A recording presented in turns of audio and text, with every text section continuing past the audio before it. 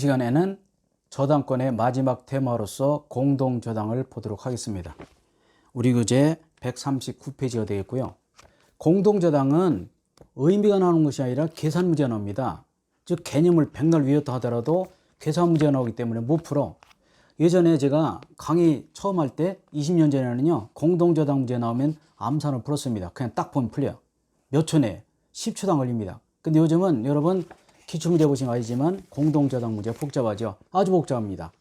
문제 지문이 한 5줄 정도 되고요. 계산 문제고 숫자로 나오기 때문에 거의 못 풉니다. 그래서 공동저당은 동시배당 같은 경우만 풀면 되고 20배당은 손 떼면 돼요.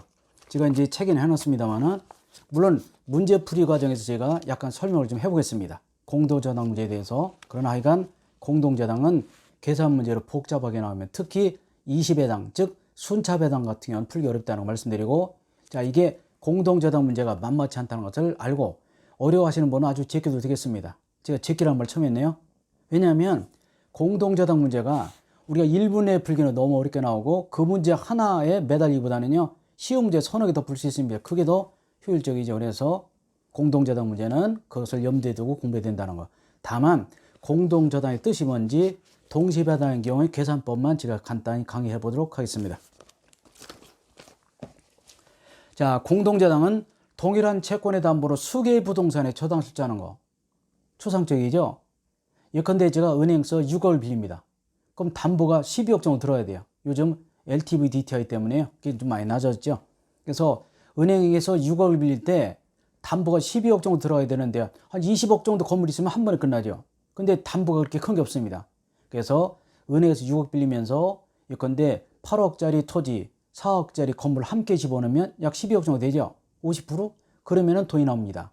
그럼 나중에 경매할 때 8억짜리 토지와 4억짜리 건물을 경매하게 되면요, 어떤 때는 동시에 경매할 수도 있고 또는 이시에 경매할 수도 있는데 배당 순서가 문제되거든요. 그래서 시험 나오는 겁니다. 다만 경매에서는 굉장히 중요하지만 총회사 시험에서는 계산 문제로서 풀기가 좀 버겁다라고 보시면 되겠고요. 특히 교수님들이 문제 낼 때는 계산 문제 내용 굉장히 좋아하시죠. 한 2, 3년 한 번씩 나오고, 제가 오죽하면 학원에서 공동저당 문제 나오면 3번 아니면 4번 찍어라라고 말씀을 드릴 정도입니다.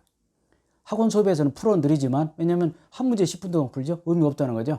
공동저당 문제 나오면 뜻만 어느 정도 하시고 계산 문제다 싶으면 특별히 뭐 공부가 잘 된 분 아니면 풀 필요는 없다. 3번 아니면 4번 찍으면 된다는 거죠. 왜 3번, 4번입니까? 어느 분이 질문하시더라고요. 지금까지 기출문제 중에서 공동저당 문제는 3번, 4번이 제일 많았습니다. 그래 그렇습니다. 뭐 점치듯이 하는 것이기 때문에 믿거나 말거나이죠. 자, 공동저당은 동일한 채권의 담보로 여러 개의 부동산에 저당 설치하는 거. 계약 등기 똑같고요. 설정 시기가 달라도 상관없고 목적물 소유자 달라도 상관없습니다. 공동저당의 특징은 각 부동산마다 하나의 저당권, 그러니까 부동산이 3개면 저당권이 3개가 있겠다, 그런 얘기 되겠습니다. 왜 공동저당을 설정한다고? 담보 가치가 큰 것이 없어서 그렇다고 했습니다. 계속해서 공동저당의 효력을 보도록 하겠습니다. 공동저당권자, 선순위 저당권자 관계 문제되는데 이것은 독특합니다. 외워야 돼요.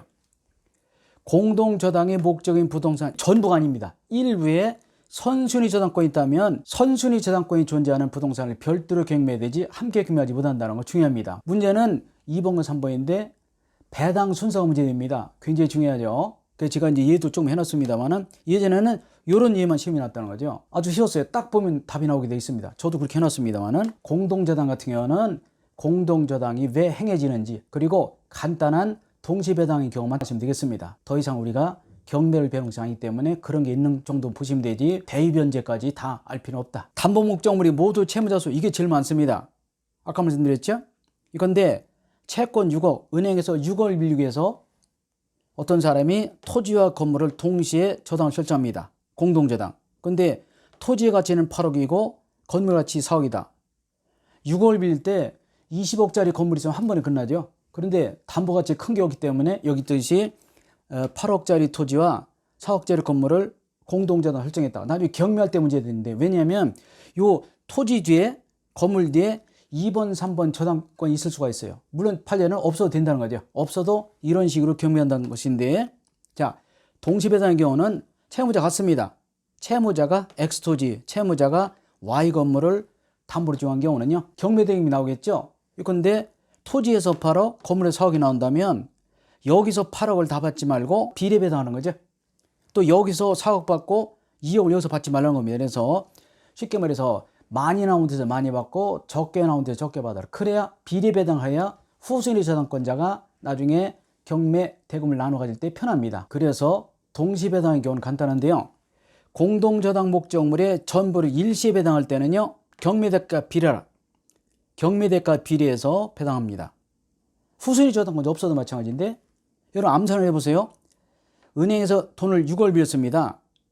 채무자가 토지와 건물 동시에 저당해 놓는데 경락대금이 토지에 대해서 8억이 나왔고요. 건물에 4억이 나왔다면 어떻게 받으라? 아까 말씀드렸죠? 여기서 6억을 다 받는다든지 여기서 4억을 다 받고 X토지에서 2억을 받지 말고 비례배당이니까 여러분 암산해 보세요. 금방.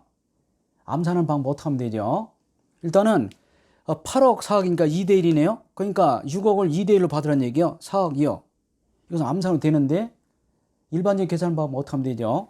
자, 채권 6억이니까 6억을 받기 위해서는 배당이 비례해야 되니까 12분의 8이죠. 왜냐면 전체 금액이 12억이니까 12분의 8. 그래서 6억 곱하기 12분의 8은 4억 배당이고요. 이건 뭡니까? 6억 곱하기 12분의 4죠. 그러니까 2억 배당이네요. 간단하죠?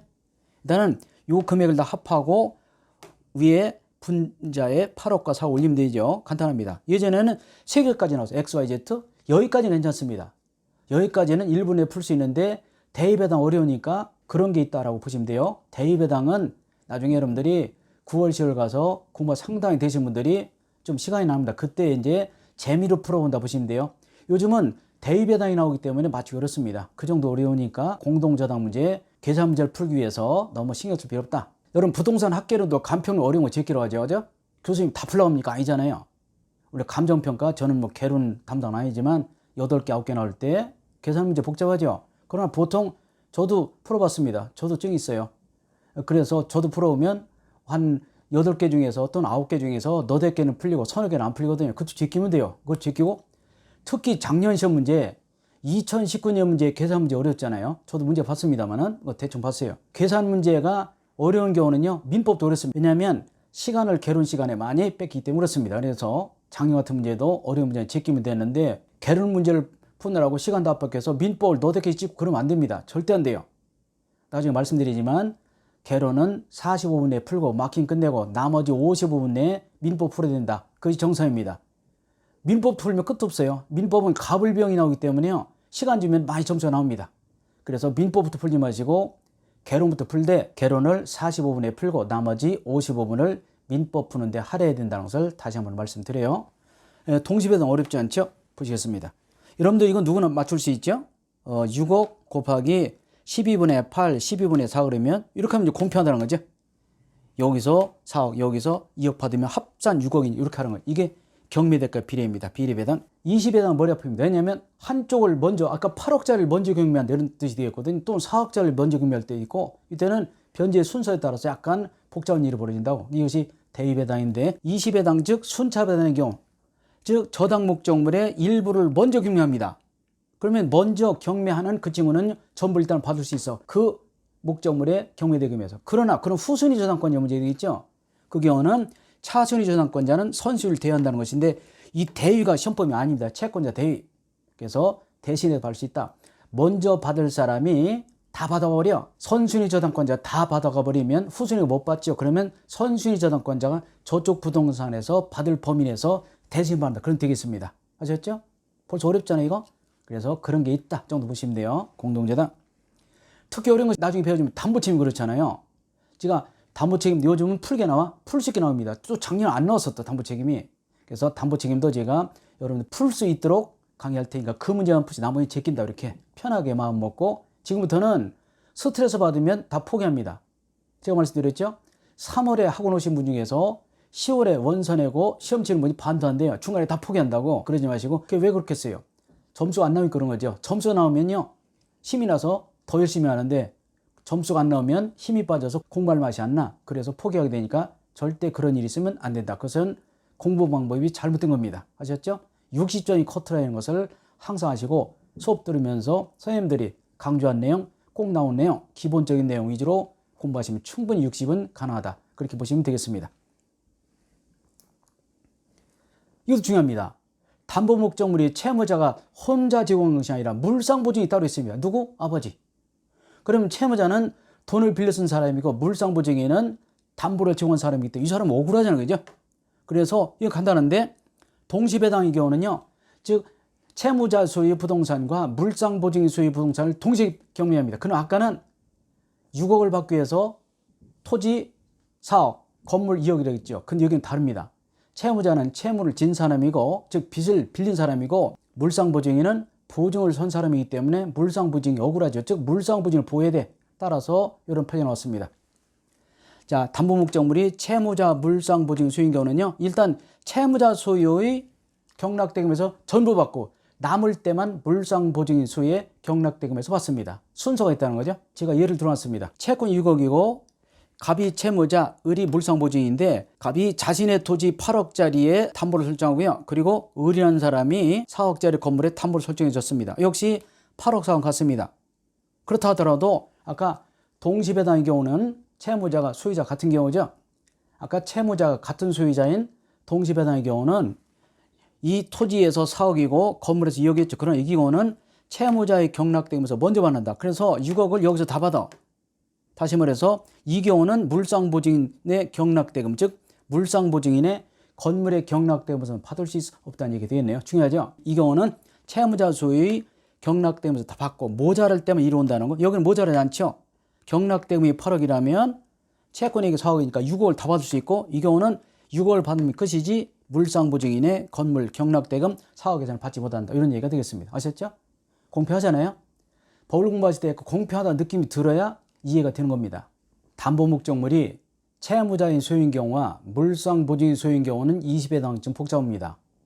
여러분들이 기출문제집에 보면 덜어 실려있는 게 있죠. 일반 교과서는 실렸지 않습니다. 왜냐하면 짧은 시간에 풀 시간도 없고 풀 의미도 없죠. 너무 어려워. 시간이 5분 걸려. 의미가 없습니다. 또 설명해줘도 굉장히 어려워하시죠. 그래서 이런 게 있다는 정도만 보시고 다만 저 같은 경우는 나중에 문제풀이 시간에 조금 다뤄볼까 합니다. 그래도 교재는 실려있죠. 잠깐 내용만 보시겠습니다. 채무자 소유 부동산이 경매된 경우는요. 그 소유 부동산의 후순위 저당권자는 물상보증인 소유 부동산에 대해서 저당 실행할 수 없습니다. 왜냐하면 이 경우는 대법원 판례가 물상보증인을 우선시키고 있습니다. 이것은 대법원 전원합체 판결이죠. 굉장히 중요한 판례입니다. 물상보증인을 우선한다. 이번에 반대로 물상보증인 소유 부동산이 경매된 경우는 물상보증인은 변제자 대위 그리고 후순위 저당권자는 물상대위에 의하여 변제를 받을 수 있는데 굉장히 어렵죠. 왜냐하면 이게 왜 어렵냐면 대위를 안 배워서 그래요. 변제자 대위를. 시험범위 아닙니다. 시험범위 아닌 게 들어와 있는데 개념만 가지고 문제 풀리기 어렵습니다. 물상대위는 우리가 저당에 배우지만 변제자 대위라는 것은 원래 시험범위 아니야. 그런 게 있다는 정도 보시면 되겠습니다. 자, 20의 당은 채무자 소유 부동산이 경매된 경우는 이 글씨 색칠한 거 후순위 저당권자는 물상보증인 소유의 부동산에 대해서 저당을 행사할 수 없다. 이 경우는 물상보증인 우선. 반대로 물상보증인 소유 부동산이 경매된 경우는 물상보증인은 변제자 대위 그리고 후순위 저당권자는 물상대위에 의하여 우선 변제할 수 있다고 보시면 되겠습니다. 간단히 읽어보시는 정도로 넘어가시기 바라고요. 자, 여기까지 물권법을 마치고요. 이어서 계속 계약법을 보도록 하겠습니다.